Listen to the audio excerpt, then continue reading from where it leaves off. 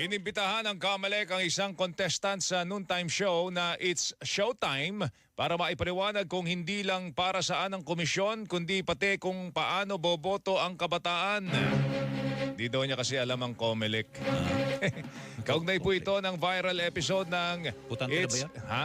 Butante na ba yan? 20 years old na pa. Ay, butante na. Botante na siya. Oh. It's Showtime sa weekly finals ng kanilang Sexy Babe segment dahil sa naging sagot ng isang weekly finalist ang pangalan po si Heart Aquino nang tanungin kung ano ang mensahe niya sa COMELEC.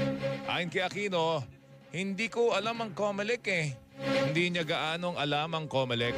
Dagdag pa ni Aquino, wala umano silang TV at hindi rin madalas na lumalabas sa kanyang social media feed ang COMELEC. Ayon sa komisyon, nalulungkot sila pero naintindihan umano nila itong si Aquino. Nalulungkot po ako, parang failure po ang COMELEC. Parang kami po may kasalanan doon, parang hindi po namin napapahayag mabuti sa